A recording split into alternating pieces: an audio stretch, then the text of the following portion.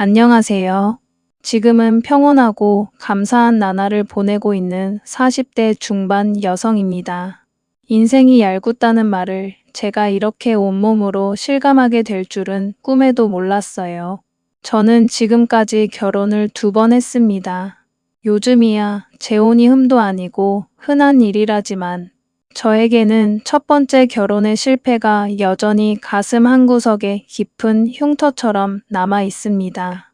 오늘은 제 인생을 송두리째 흔들어 놓았던 그 잔인했던 시간들과 이를 극복하고 찾은 참된 행복에 대한 이야기를 풀어보려고 해요.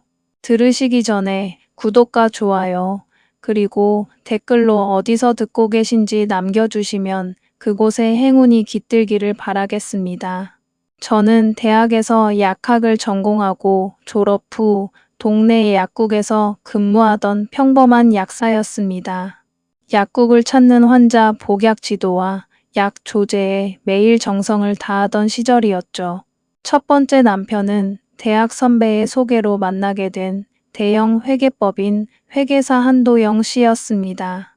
소개팅 자리에서 처음 만났을 때 단정한 정장 차림에 깔끔한 안경을 쓰고 조용한 목소리로 말하던 모습이 참 지적이고 성실해 보였습니다. 주변 선후배들의 평판도 나쁘지 않았고 남을 배려하는 듯한 언행에 자연스럽게 마음이 열려 연락을 주고받기 시작했지요. 사계절을 함께 보내며 1년 정도 연애를 이어나갔고 서로의 직업도 안정적이다 보니 자연스럽게 결혼 얘기가 오갔습니다.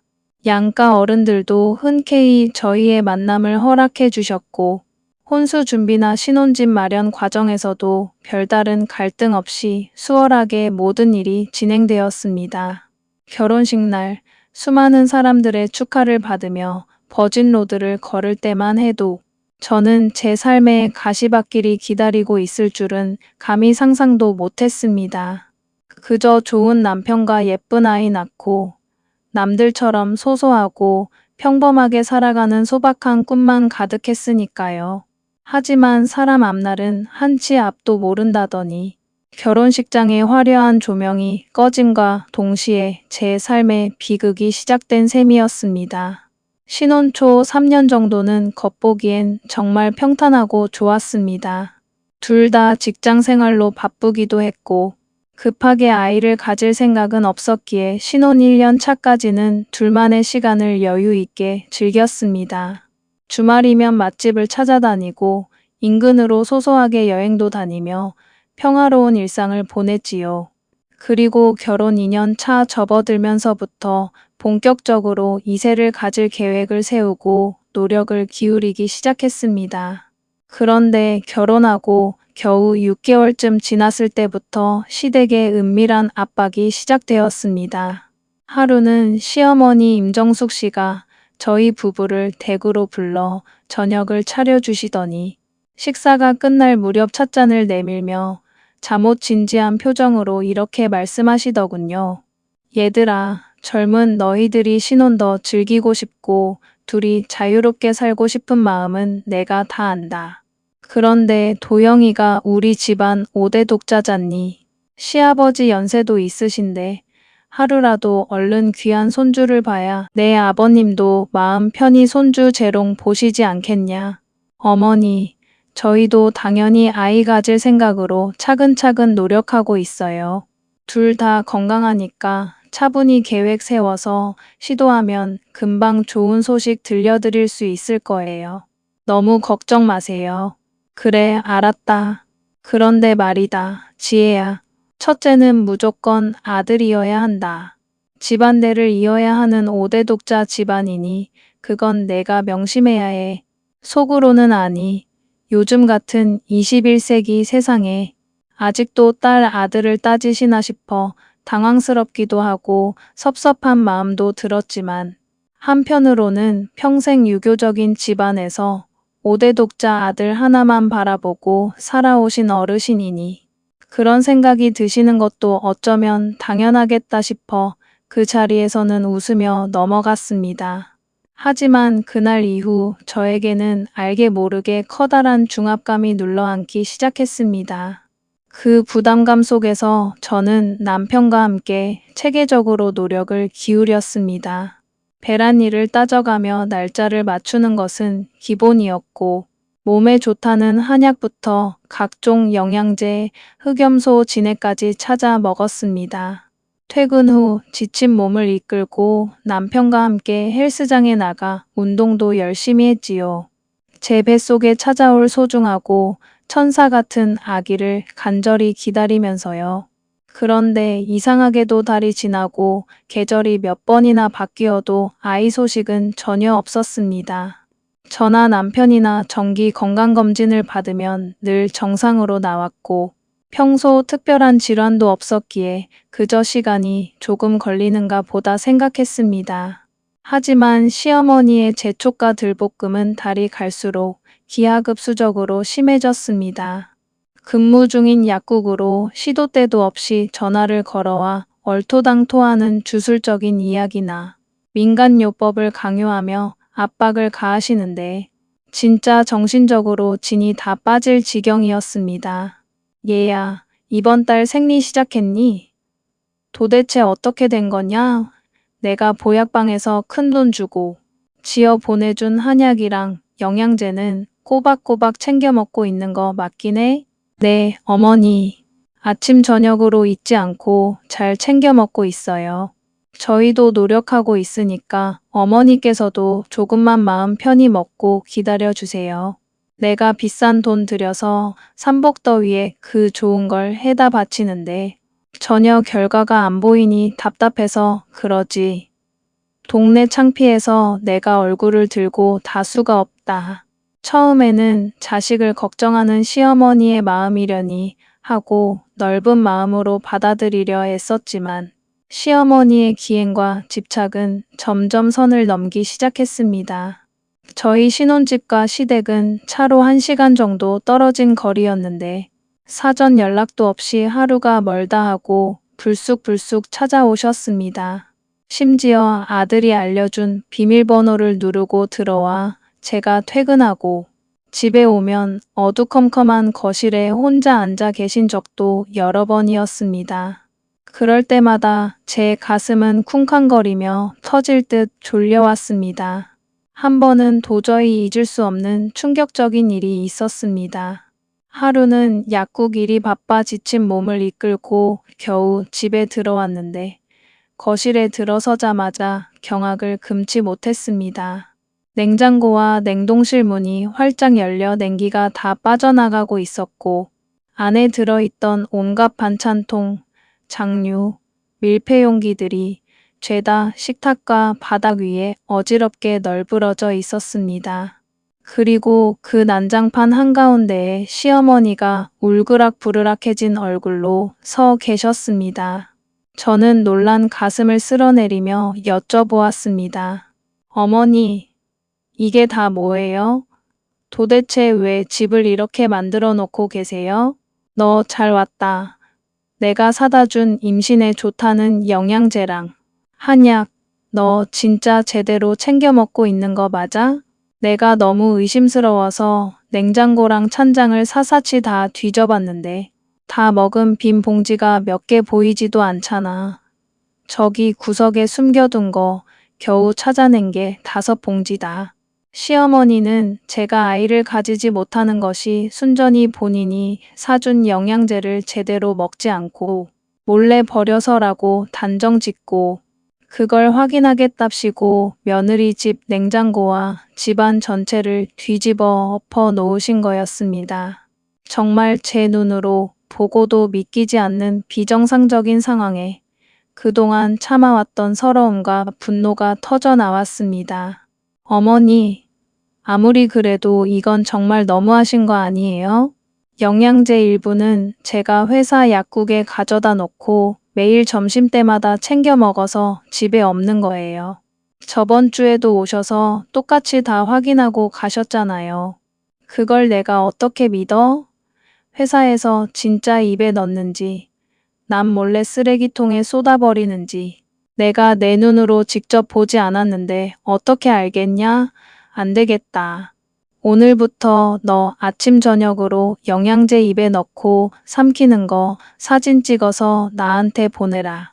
아니, 사진은 조작할 수도 있으니까 아예 동영상으로 촬영해서 매일 카톡으로 증거 보내. 어머니, 저희 아이 가지려고 노력 시작한 지 이제 겨우 1년 남짓 됐어요. 이 정도 기간은 보통 부부들도 다 겪는 정상적인 과정이에요. 그리고 이렇게 저희 부부 사생활도 없이 연락도 없이 불쑥 찾아오셔서 집 뒤집어 놓으시는 거. 저 정말 너무 힘들고 불편해요. 뭐라고? 너 지금 시어머니한테 눈 똑바로 뜨고 말대꾸하는 거냐? 어라, 며느리 잘 들어왔다고 좋아했더니 이제 본색을 드러내네. 시어머니와 저의 목소리가 점점 높아지며 거실에서 날선 고성이 오가던 그 순간 퇴근한 전 남편 도영 씨가 문을 열고 들어왔습니다. 집안이 아수라장이 되어 있고 밖에서부터 고함이 들리니 남편도 깜짝 놀라 헐레벌떡 달려왔지요. 엄마, 지금 여기서 뭐 하시는 거예요? 집골이 이게 도대체 무슨 난장판이에요.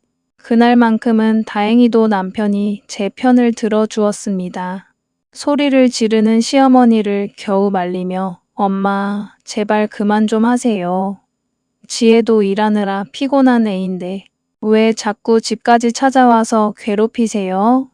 자꾸 이러시면 저희 진짜 어머니 안 보고 멀리 지방으로 이사가 버릴 겁니다. 하고 강하게 소리쳤습니다. 시어머니는 아들의 강경한 태도에 화를 사귀지 못하고 분통을 터뜨리며 며칠 두고 보자고 쏘아붙인 뒤 밖으로 나아가 버리셨습니다. 시어머니가 떠난 후 남편은 널브러진 반찬통들을 함께 정리하며 눈물을 글썽이는 저를 따뜻하게 안아주고 다독여 주었습니다. 여보, 정말 미안해. 우리 엄마가 5대 독자 타령하면서 당신한테 너무 과하게 구네. 내가 엄마한테 다시는 우리 집 함부로 오지 못하도록 확실하게 경고할게. 우리 아직 30대 초반이고 젊으니까 너무 조급해하지 말고 남들 시선 신경 쓰지 말고 천천히 둘이서 노력해보자. 고마워. 여보, 자기가 내 편 들어주니까 속이 좀 풀린다. 나도 자궁에 좋은 음식 더 찾아보고 조금만 더 힘내볼게.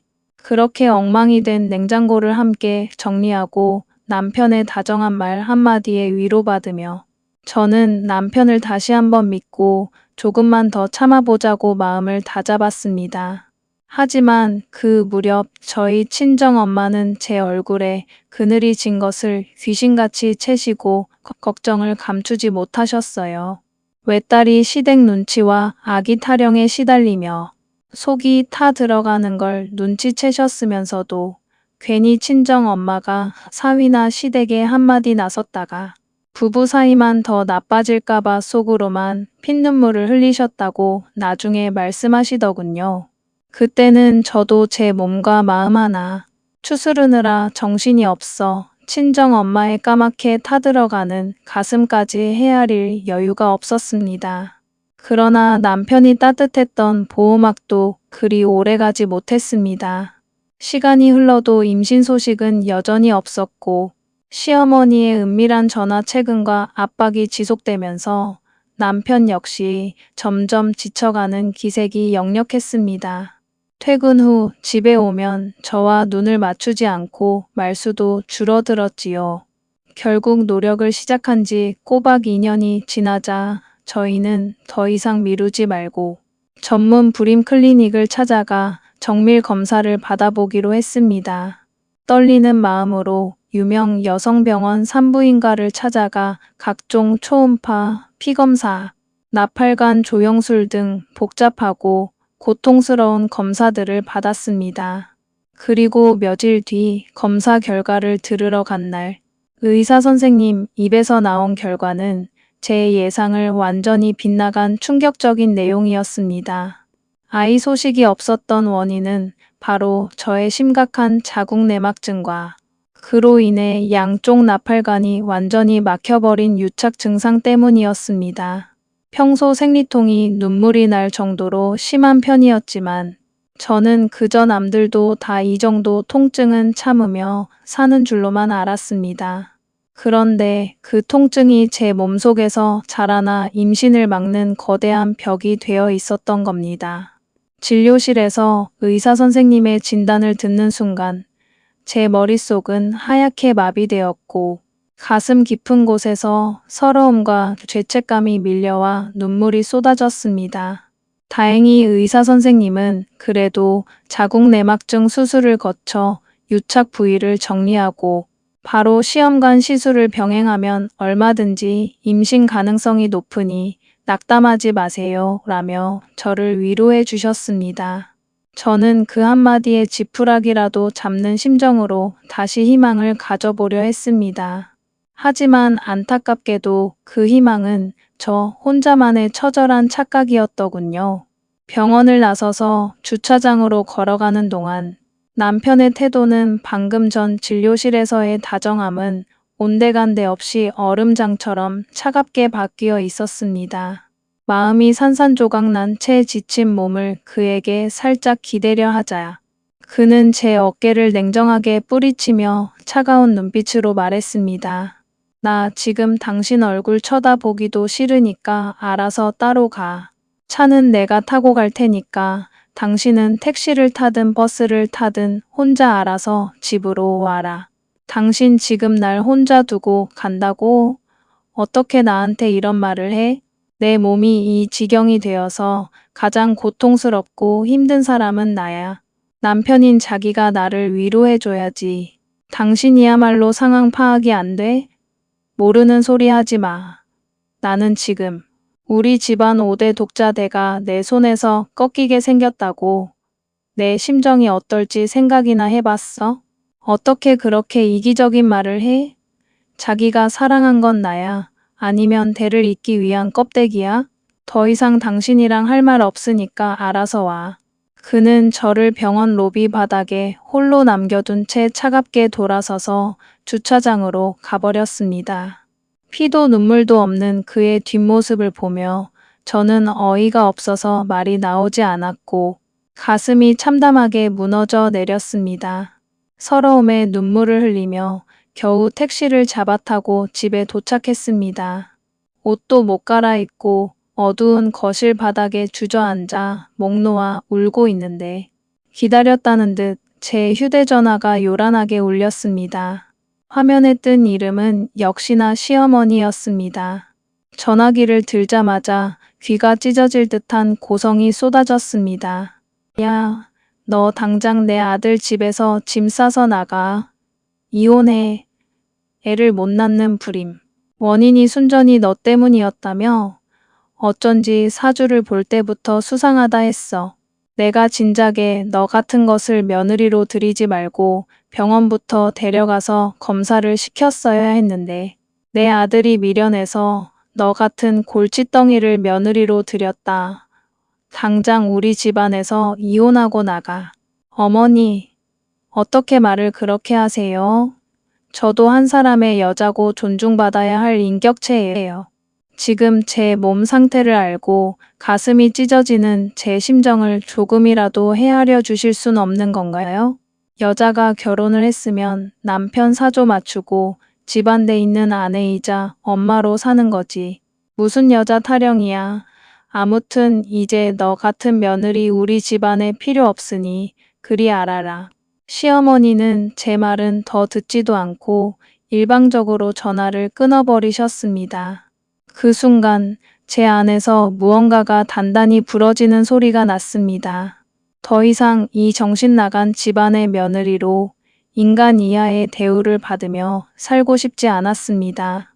저는 단호하게 이혼을 결심했고 밤늦게 퇴근에 들어온 남편에게 냉정하게 이혼 서류를 내밀며 통보했습니다.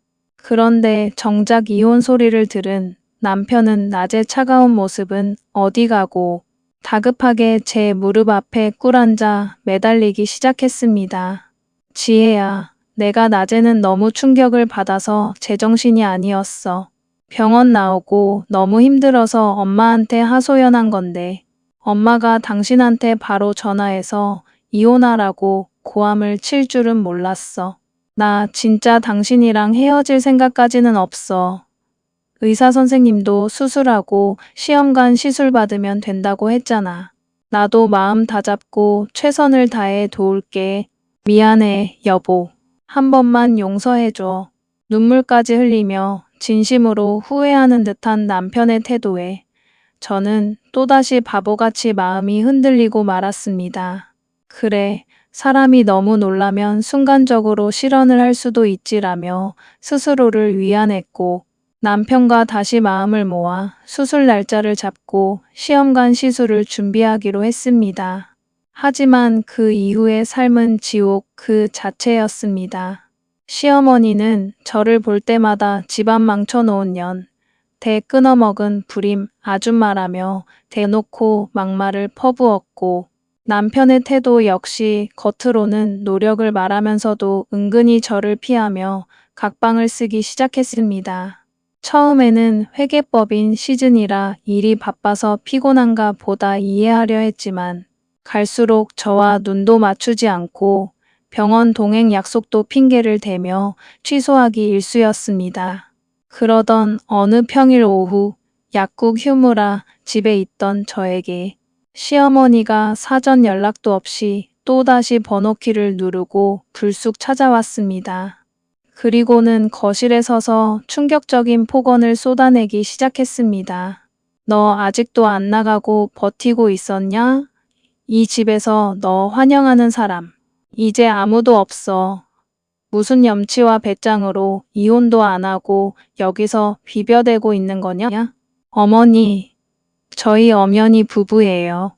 수술 받고 병원 다니면서 시험관 시술 노력하고 있다고 몇 번을 말씀드려요. 어느 세월에 될 줄 알고 그 가망 없는 짓을 기다리니? 그러니까 허꿈 깨고 당장 이 집에서 나가. 저희 부부의 이혼 문제는 저희 둘이 결정할 일입니다. 어머니께서 자꾸 중간에서 참견하고 왈가왈부하지 마세요. 어이없어서 말이 안 나오네. 너 말 잘했다. 어디 계속 잘난 척 해봐라. 내가 사실대로 다 말해주마. 도영이 요즘 너 말고 새로 만나는 여자 있다. 내가 내 친구 딸 중에서 아주 건강하고 조신한 애로 새로 소개해줬거든. 도영이가 너한테 미안해서 차마 이혼하자 소리 못 꺼내고 있길래 내가 시어머니로서 대신 말해주는 거다. 그 순간 거실 구석에서 슬그머니 걸어 나오던 남편. 도영 씨는 제 시선을 피해 고개를 푹 숙인 채 어쩔 줄 몰라 하고 있었습니다. 그 당황한 표정과 비겁한 눈빛을 보는 순간 시어머니의 말이 거짓이 아니라는 사실을 깨달았습니다.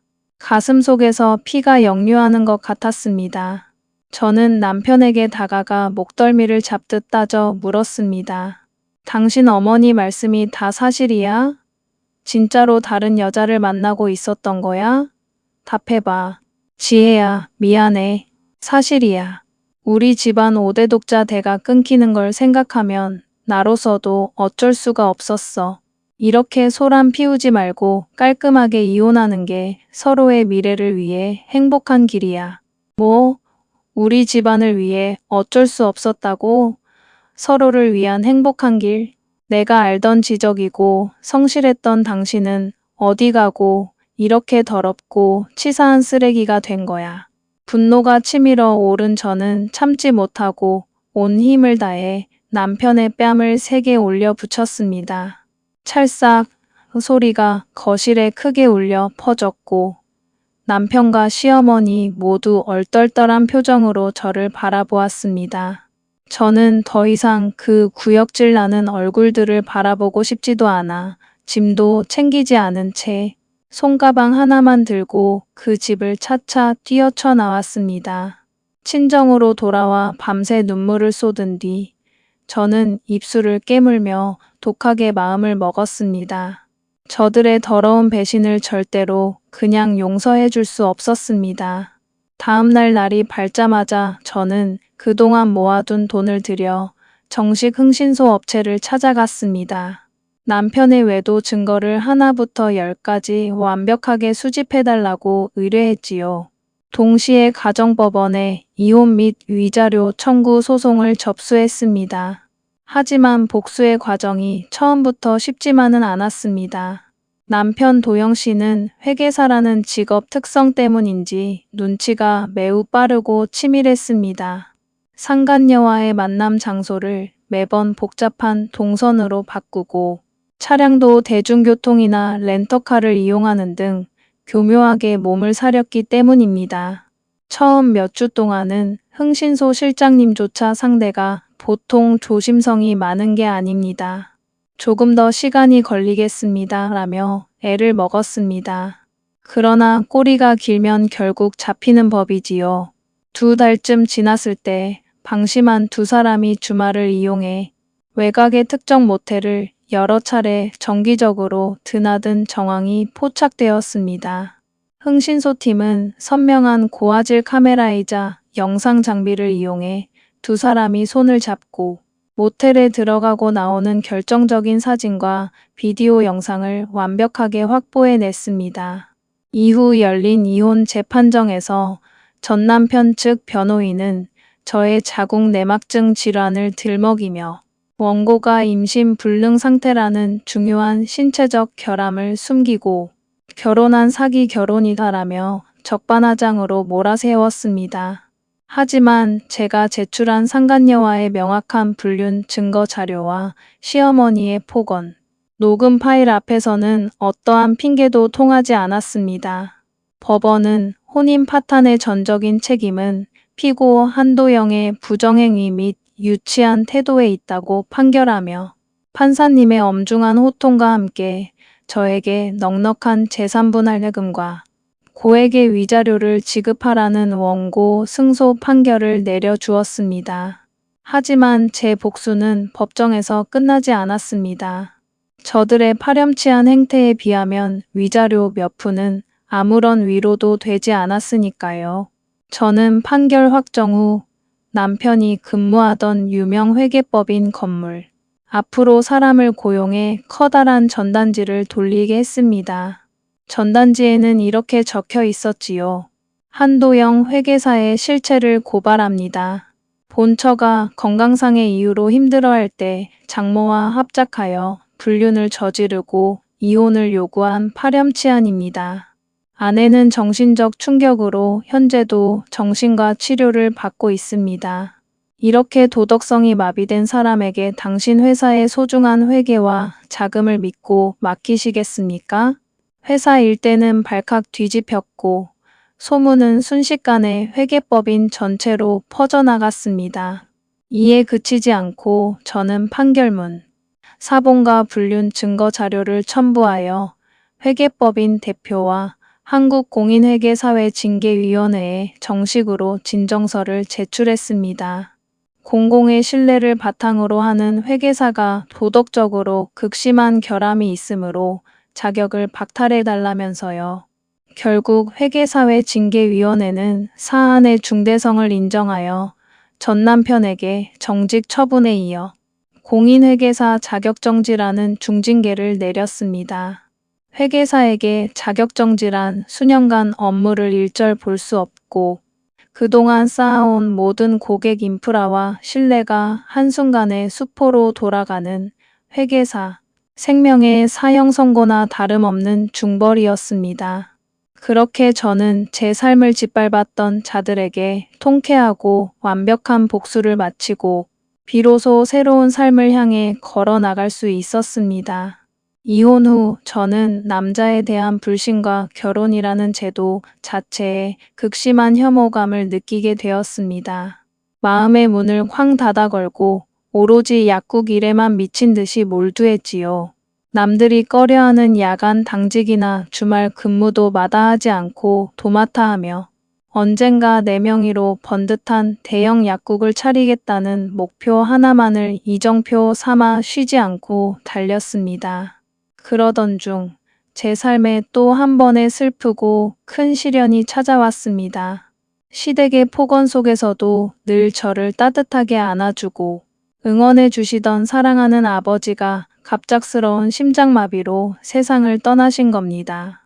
너무나 허망하고 믿기지 않는 현실에 목 놓아 울었지만 홀로 남겨져 시리에 빠진 친정엄마를 보며 제가 무너질 수는 없었습니다. 저는 눈물을 닦고 어머니를 부축하며 아버지를 정성껏 좋은 곳으로 모셨습니다.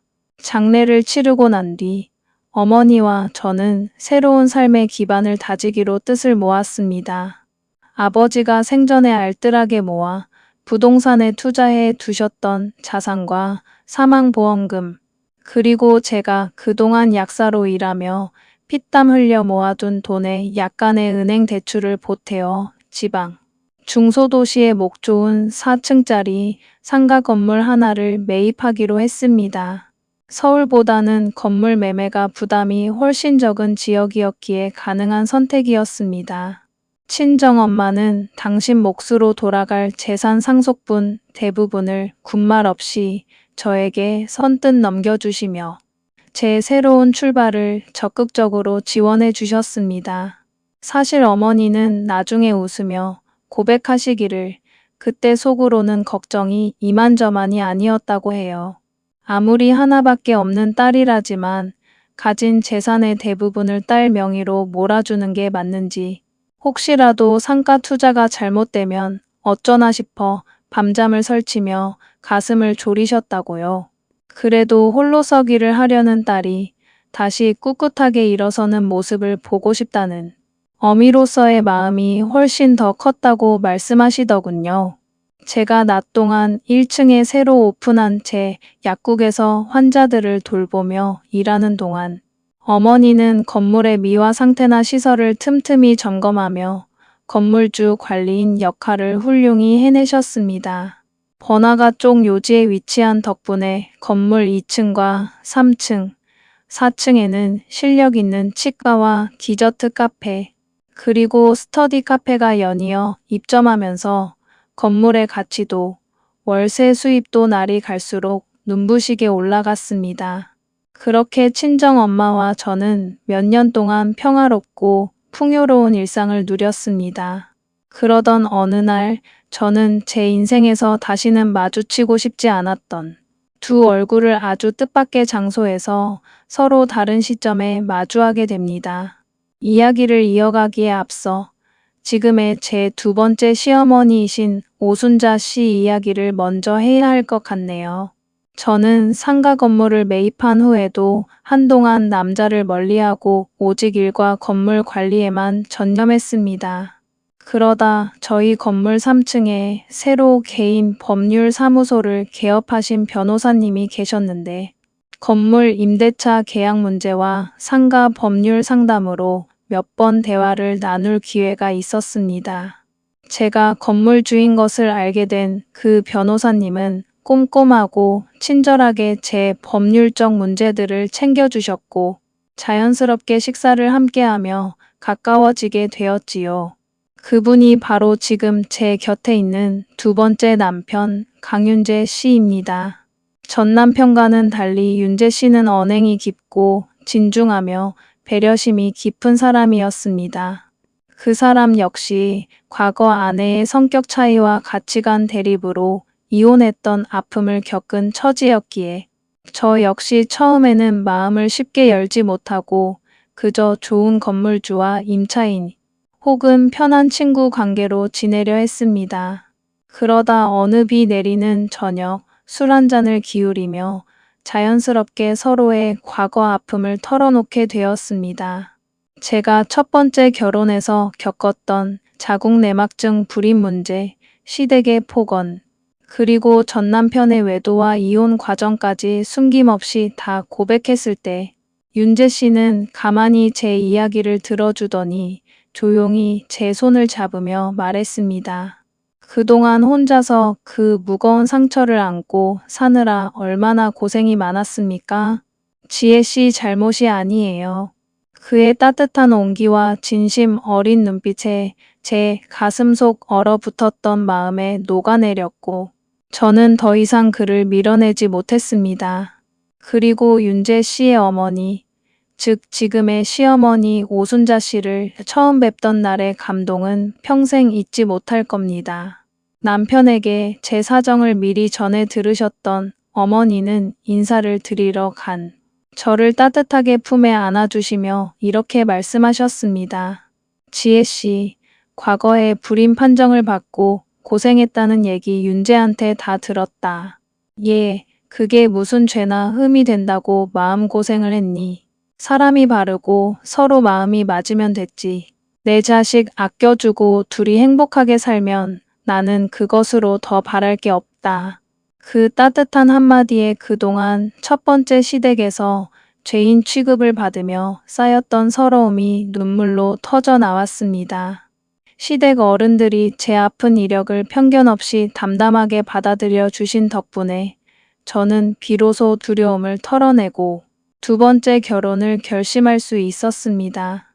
그 뒤로 저는 새 시어머니와 친구이자 딸처럼 지내며 함께 쇼핑도 하고 자주 맛있는 음식을 먹으러 다녔습니다. 사건이 일어난 그날 역시 새 시어머니 오순자 씨와 저희 상가 건물 1층에서 만나 3층 법률사무소에 있는 남편 윤재 씨 얼굴을 잠깐 보고 함께 저녁을 먹으러 가려던 참이었습니다. 그런데 건물 1층 상가 화장실 근처에 들어선 순간 청소용 두건을 머리에 쓰고 고무장갑을 낀 채 쪼그려 앉아 화장실 바닥을 청소솔로 문지르고 있는 한 여성을 보고 저는 그 자리에서 털썩 주저앉을 뻔했습니다. 너무나 익숙하지만 다시는 보고 싶지 않았던 얼굴. 바로 첫 번째 시어머니 임정숙 씨였습니다.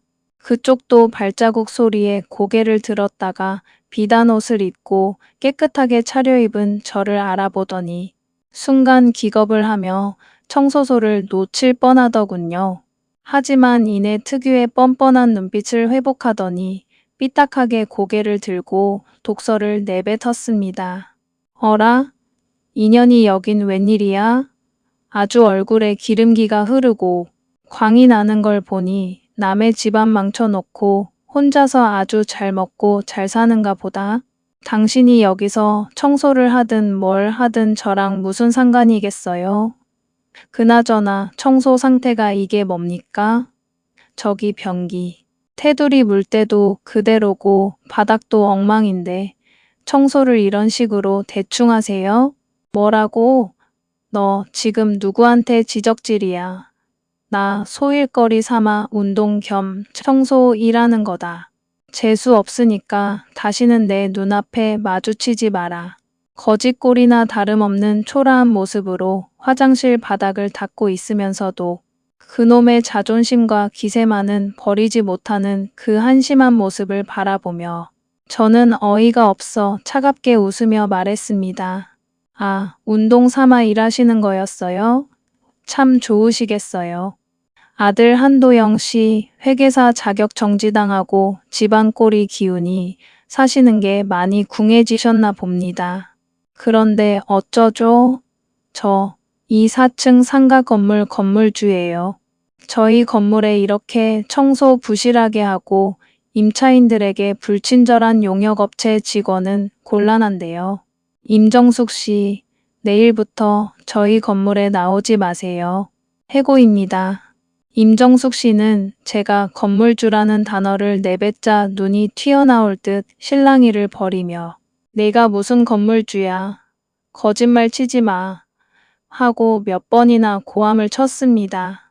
저는 그 자리에서 망설임 없이 건물 청소 위탁용역업체 대표에게 전화를 걸었습니다.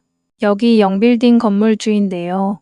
오늘 배정된 청소원 분이 손님들에게 막말을 하고 청소 상태도 너무 불량해서 도저히 계약을 유지할 수 없겠네요. 당장 교체해 주시고 이분은 저희 건물 배정에서 제외해 주세요. 하고 단호하게 요청했습니다. 용역업체 사장은 거듭 죄송하다며 사과를 연발했고 그 자리에서 바로 임정숙 씨 휴대폰으로 해고 통보 문자를 발송했습니다. 좁은 지역 청소업계 특성상 건물주에게 컴플레인을 받거나 평판이 나빠지면 다른 용역업체에서도 일을 받기가 매우 어렵다고 들었는데 별다른 기술도 자본도 없는 그분에게는 사실상 마지막 밥줄이 끊긴 셈이었죠. 하지만 이 양반이 순순히 사과하고 물러설 인물이 아니었습니다. 자기 마지막 밥줄을 끊어버렸다고 깊은 원한을 품었는지 며칠 뒤 제가 혼자 약국 마감 정리를 하고 나오는 길에 건물 뒤편에서 기다리고 있다가 다짜고짜 달려들어 제 뺨을 후려치기 시작했습니다. 이 쳐 죽일 년. 내가 감히 내 밥줄을 끊어. 내가 뭔데 나를 해고해. 갑작스러운 습격에 저도 맞서 싸우며 손을 휘둘렀지만 광기에 사로잡힌 그 분노의 힘에 밀려 그만 콘크리트 바닥에 뒤로 넘어지고 말았습니다. 임정숙 씨가 제 머리채를 잡으려고 손을 뻗치는 순간 아, 또 이렇게 당하는구나 하고 눈을 감았지요. 그런데 바로 그 순간 뜻밖의 구원자가 나타났습니다. 이 악마 같은 아주머니가 어디서 감히 못된 짓을 벌여. 당장 내 며느리한테서 손 치우지 못해. 바로 저와 저녁 식사를 하기 위해 건물로 들어오시던 새 시어머니 오순자 씨였습니다. 어머니는 상황을 파악하자마자 망설임 없이 복도 구석에 놓여있던 커다란 대걸레 자루를 번쩍 집어 들더니 임정숙 씨의 등과 어깨를 향해 냅다 강하게 휘두르셨습니다. 팍! 팍! 소리가 날 정도로 매서운 기세였습니다. 아, 뭐야. 이 할망구가 미쳤나. 당신이 뭔데 남의 일에 참견이야. 내가 이 소중한 아이의 시어머니요. 어디서 더러운 손으로 남의 집 귀한 자식한테 손찌검이야. 경찰에 신고하기 전에 당장 꺼지지 못해. 대걸레 자루를 든 오순자 씨의 당당하고 기세등등한 모습에 임정숙 씨는 기가 질려 소리를 지르다가 이내 꼬리를 내리고 허둥지둥 밖으로 도망쳐 버렸습니다. 새 시어머니가 계시지 않았더라면 그날 제가 어떤 큰 봉변을 당했을지 생각만 해도 아찔한 순간이었습니다. 오순자 씨는 대걸레를 던져두고 바닥에 넘어진 저를 황급히 일으켜 세우며 떨리는 손으로 저를 꼭 안아 다독여 주셨습니다. 아이고, 이 악연을 어쩌면 좋니 놀랐지. 우리 아가. 몸은 어디 다친 데 없어. 일단 집에 가서 마음 추스르고 쉬자. 저녁은 다음에 더 맛있는 거 사줄 테니 어서 가자. 그날 집으로 돌아오니 소식을 듣고 달려온 남편. 윤재 씨가 저를 끌어안고 어쩔 줄 몰라 하며 위로해 주었습니다. 무엇보다 남편은 제 건강과 뱃속에 있는 아이들이 괜찮은지부터 몇 번이고 확인하며 안절부절 못했지요. 사실 첫 번째 결혼 실패 후 받았던 자궁 내막증 수술과 나팔관 유착 치료 덕분이었는지 재혼 후 30대 후반이라는 노산의 부담을 안고도 간절한 마음으로 진행했던 시험관 시술 끝에 저희 부부에게는 기적처럼 쌍둥이 아기가 찾아와 준 상태였습니다. 그날 워낙 큰 육체적 충돌과 소란이 있었던 터라 남편은 걱정스러운 얼굴로 제 배를 문지르며 물었습니다.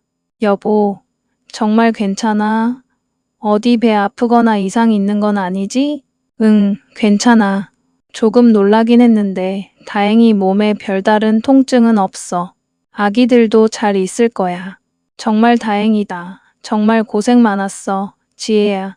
어머니한테 소식 듣고 내가 바로 건물 보안업체랑 경찰에 신변 보호 요청해뒀으니까 이제 그 이상한 사람 우리 건물 근처에도 못 오게 확실히 조치할 테니 걱정하지 마. 고마워요. 여보 자기가 옆에 있어줘서 정말 든든해. 그렇게 늘 저를 우선으로 생각하고 다정하게 챙겨주는 윤재 씨 덕분에 저는 비로소 진정한 사랑과 가정을 되찾고 깊은 행복을 누릴 수 있게 되었습니다.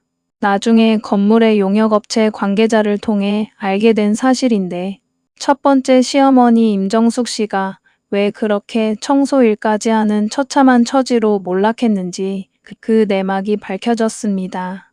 전 남편 한도영 씨는 회계사 자격 정지를 당한 후에도 정신을 차리지 못하고 다른 젊은 여자를 만나 사귀었는데 그 여자가 어느 날 도영 씨 아이를 임신했다며 거액의 합의금과 아파트 전세금을 요구했다고 합니다. 5대 독자 손자를 볼 욕심에 눈이 뒤집힌 임정숙 씨는 집을 담보로 대출을 받고 있는 돈 없는 돈을 싹 끌어모아 그 여자에게 선뜻 거액을 대주었지요. 하지만 놀랍게도 그 여자는 돈을 받아 챙기자마자 연락을 끊고 잠적해버렸습니다. 임신조차 거짓이었던 완벽한 사기였던 겁니다. 그 충격으로 전 남편 한도영 씨는 알코올 중독과 폐인처럼 지내게 되었고 임정숙 씨는 막대한 빚더미를 갚기 위해 늙은 몸을 이끌고 상가 청소 일에 나설 수밖에 없었던 것이었습니다. 공교롭게도 얼마 뒤 저는 저희 상가 건물 인근 편의점 앞을 지나다가 전 남편 도영 씨를 스쳐 지나가듯 마주친 적이 있습니다. 예전에 말끔하고 지적이었던 회계사의 모습은 온데간데 없이 더러운 옷차림에 초췌하고 살이 쏙 빠진 얼굴로 편의점 야외 테이블에 홀로 앉아 소주병을 들고 있더군요. 그는 걸어오는 저를 알아보고 순간 흠칫 놀라더니 이내 차마 제 눈을 바라보지 못하고 고개를 깊숙이 떨구었습니다. 저는 굳이 발걸음을 멈추거나 아는 척하지 않고 그저 무심하게 그의 곁을 지나쳐 걸어갔습니다. 예전 같았으면 그의 몰락에 속이 후련하고 통쾌했을 텐데 막상 그 몰골을 눈앞에서 보니 속이 시원하기보다는 그저 씁쓸한 불쌍함만 남더군요. 그 이야기를 나중에 새 시어머니 오순자 씨에게 들려드렸더니 어머니는 제 손을 따뜻하게 잡으시며 이렇게 말씀해 주셨습니다. 남에게 피눈물 흘리게 하고 죄를 지으면 언젠가는 그 업보가 자기에게 그대로 돌아오는 법이란다. 너는 이제 그런 지나간 악연에 마음 쓸 필요 없다. 그저 너를 사랑해주는 우리 윤재랑 태어날 아기들 생각만 하면서 내 인생 예쁘게 잘 살면 되는 거야. 그 따뜻하고 지혜로운 말씀이 제 가슴 깊은 곳까지 큰 위로가 되었고 저는 그것을 마지막으로 첫 번째 시댁과의 지긋지긋하고 질겼던 악연의 고리를 완벽하게 끊어낼 수 있었습니다. 세월이 흘러 저는 건강하게 너무나 사랑스러운 쌍둥이 남매를 출산했습니다. 산후조리원에서 처음으로 갓 태어난 두 아이를 품에 꼭 안던 그 순간, 지난 세월 동안 가슴 속에 맺혀있던 모든 서름과 상처가 봄눈 녹듯 깨끗이 사라지는 기분이었습니다.